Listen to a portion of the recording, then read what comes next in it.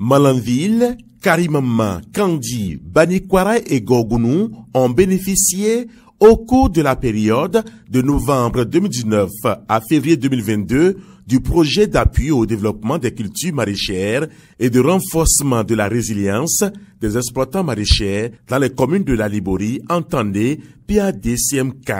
Il s'agit en effet d'un projet financé par le 11e Fonds européen de développement à travers le programme d'appui au développement territorial, entendez PADT. L'objectif spécifique en fait du projet, c'était de contribuer à l'amélioration des revenus des exploitants maraîchers, amélioration des revenus en améliorant bien entendu la production et la productivité au niveau de ces exploitants. 27 mois après la mise en œuvre du PADCMK, les fruits ont-ils tenu la promesse des fleurs? Je dirais qu'il y a eu des changements, d'autant plus au niveau de nos communes, nous avions augmenté les superficies emblavées par rapport à cette culture-là. Dans le cas du PADCMK, nous avions emblavé 2 hectares par commune, au-delà de ce qui se faisait. Donc 2 hectares par commune sont venus s'augmenter à ce qui se faisait.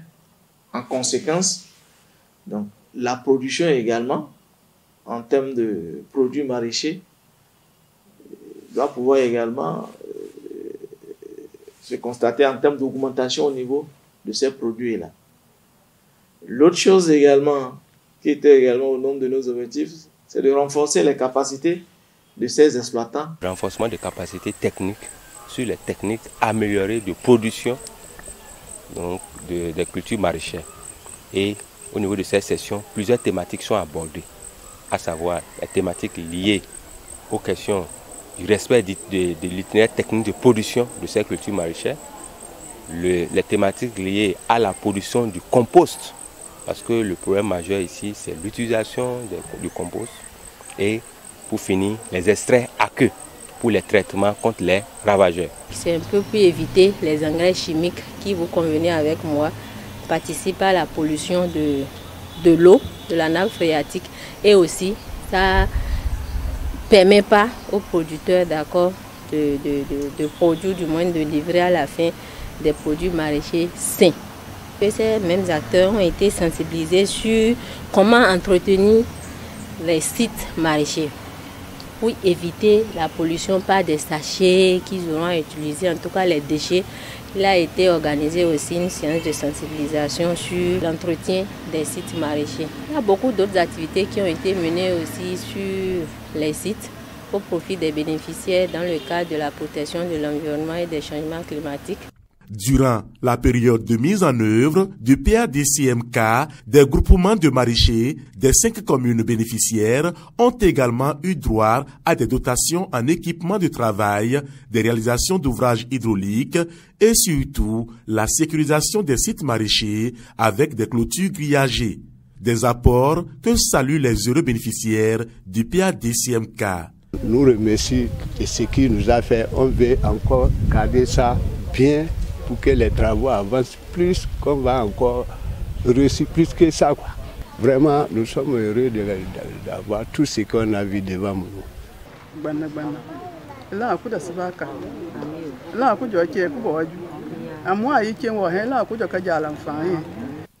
Isabu meri na kambada mise kade kwa ina kambada mise kimigo ate idu griazi idu dei ina pompi andam mi haga wa to hagu hosia mi ma kwa ma bwe sohima l'Union européenne la PIDA, ça veut dire les 6 maires du département de la Liborie, les 6 communes. Remercier aussi et féliciter les femmes là parce que ce n'est pas facile. C'est quand même une aide. Les femmes là aident leurs maris, appuient leurs enfants pour la scolarisation. En dehors des bénéficiaires directs que sont les maraîchers, les cadres communaux ont été également impactés par le PADCMK. Nous-mêmes, en tant qu'acteurs de la commune, ça a été un plus pour nous parce qu'à vrai dire, moi en tant que CST de la mairie, je n'en avais jamais fait un projet pareil. Donc ça a été vraiment un plus pour moi et une expérience pour moi en plus. La mise en œuvre de ce projet nous a apporté beaucoup de connaissances nouvelles. D'abord, à commencer par les procédures. Ici, on était habitué aux procédures nationales, mais avec ce projet, on a pu acquérir des compétences et puis des capacités en termes de conduite des projets en utilisant la procédure de l'Union européenne. Les résultats obtenus dans le cadre du PADCMK ne sont pas le fruit du hasard. Une certaine synergie d'action entre les acteurs a prévalu durant toute la phase opérationnelle du projet. Et à l'opérationnalisation, nous avions mis en place une instance appelée le COPIL, le comité de pilotage. Et au sein de cette instance, nous avons tous les acteurs du secteur. Donc le COPIL, qui est piloté par l'autorité de tutelle, c'est-à-dire le préfet. Et au sein du COPIL, nous avons les maires qui assurent la maîtrise d'ouvrage. Nous avons les acteurs du secteur agricole. Si je voudrais nommer les cadres des ATDA, les cadres de la DDAEP et les cellules au niveau des communes également, de ces différentes structures, c'est-à-dire leur démembrement au niveau des communes. Tous ces acteurs sont au sein du comité de pilotage. L'expérience dans les communes témoigne de la méthodologie précise qui a caractérisé le PADCMK. Et donc, pour les bénéficiaires directs, au sein donc de la coopérative, nous avons identifié 15 femmes et 10 hommes qui sont utilisateurs donc, du site. Et c'est à ces 25 que nous allons répartir des parcelles. Chacun serait en train de valoriser ce qui lui revient. Pour les dispositions donc d'exploitation, nous avons mis un comité en place, un comité de gestion de l'aménagement qui se chargera de l'organisation donc des parcelles, qui se chargera du recouvrement des redevances pour la maintenance de l'aménagement. Je retiens que les populations sont organisées. Ça d'abord, c'est un grand pas. Deuxième, les populations sont initiées à la gestion d'une chose économique, une chose marchande. Ça, c'est dans le cadre de la mobilisation des ressources au niveau des communes. Cela voudrait dire tout simplement que aujourd'hui, nos communes, les sites maraîchers, c'est leur chose.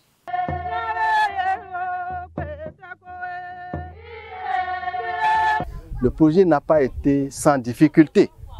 Donc nous avons eu des difficultés liées au fait que c'est un projet pilote. C'est un projet pilote que l'APIDA a initié. Et donc, les équipements modernes que vous avez, le fourrail équipé de systèmes solaires, ce n'étaient pas des équipements auxquels nous étions habitués. C'est très moderne et donc les difficultés d'eau se sont posées ça et là. Maintenant, dans le processus, ce qui est important à retenir, nous sommes, comme je l'ai toujours dit, dans une phase d'apprentissage parce que les questions de maraîchage, notamment la maîtrise de l'eau, on n'était pas trop habitués au niveau commune à cette activité.